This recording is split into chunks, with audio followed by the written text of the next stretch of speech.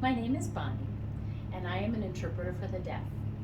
This video is to help equip you to maximize learning for deaf, hard of hearing, and English as a second language students, because they do have some shared needs.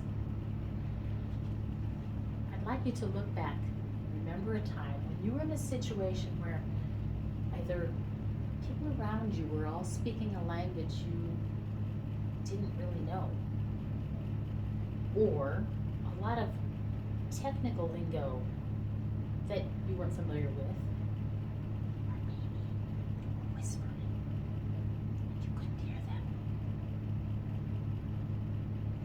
Do you remember how you felt lost and felt ill at ease and weren't quite sure what to do with yourself?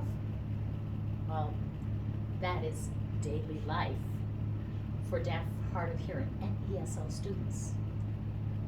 It's exhausting. The constant brain work of having to take the bits that you do know and listening to the speaker, analyzing it, trying to figure out what their point is, and connecting the dots, hoping that you've come up with 2 plus 2 being 4, not 1 or 27. But you have the power to help, because these people at some point will shut down. So here are some tips to help you become a better communicator for these individuals. Number 1, make it visual.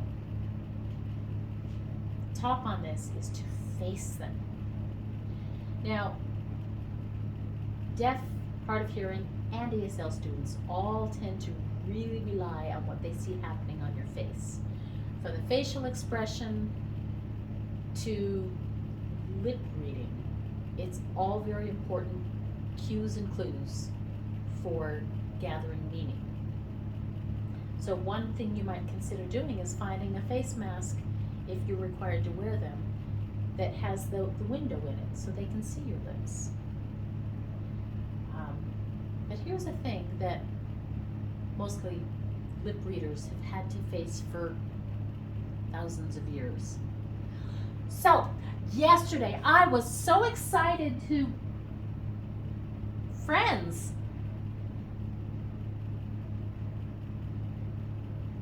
A lot of lost information there, right? Use pictures and videos. If I'm talking about croissants, or crescent rolls, depending on how you want to term it, a picture really does paint 1,000 words, right? And videos where you're seeing something in action makes a big difference too.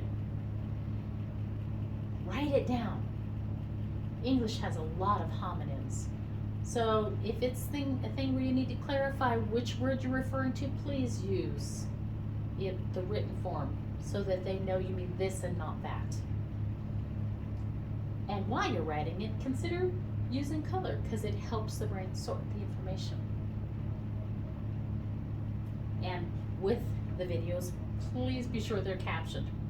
Preferably, if at all possible, closed captioned, because we've all seen some of that mess that the open caption smart technology tries to figure out what humans are saying.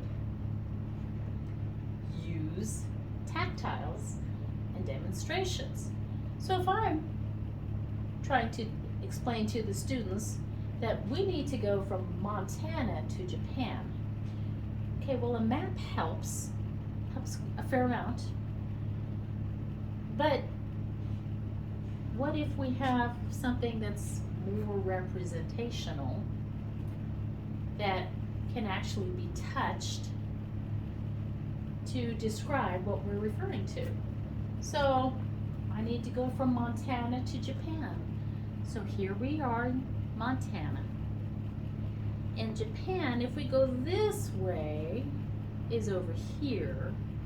But if we go this way, it's way over here.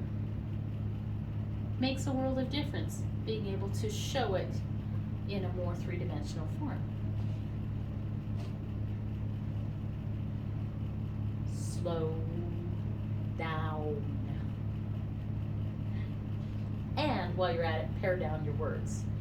So for people who are having to struggle with processing anyway, including if they're having to struggle with processing because of learning differences, brain differences, or because they've got a lot happening in other areas of their life, if you are talking rapid pace, the brains can't keep up.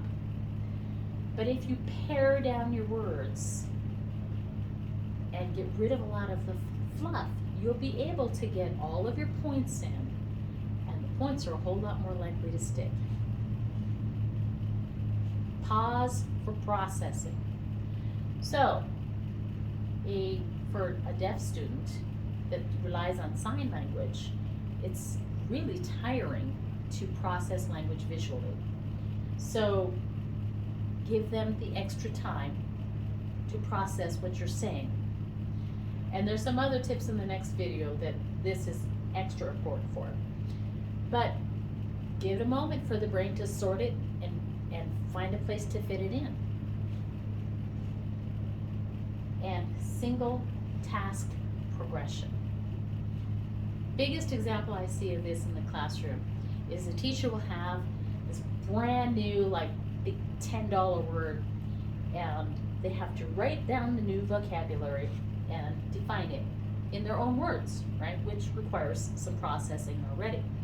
So while they're doing this, trying to make this new term fit in their own heads, the teacher then, about halfway through, starts talking about the next point. Now for some students this might work, but for most this is absolutely not the optimal way. I know you're trying to save time, but you're losing learning. So, one task at a time, please. And our last point for today, connect. Maybe you've heard the phrase, people usually won't remember what you said or did, but they will remember how you made them feel. So if you learn a few words from their language, I'm not talking a lot, learn how to say good morning.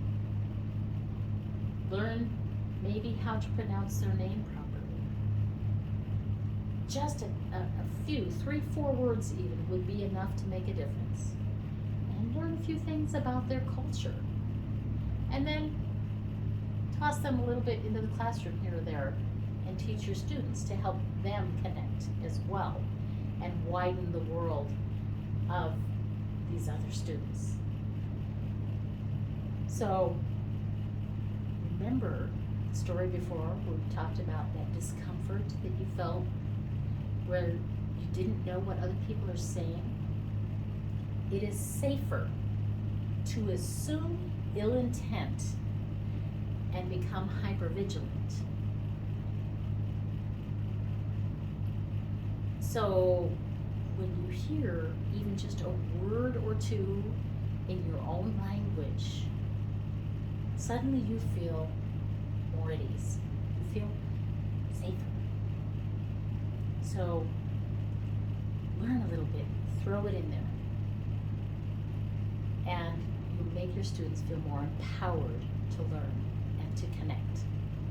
So as you modify to fit the needs of your deaf, hard of hearing, and ESL students, all of your students will reap the benefits. Next time, my next video will be more specific to the deaf and hard of hearing because they have some very different needs. But please feel free to comment or ask questions. And thank you so much for watching. See you next time.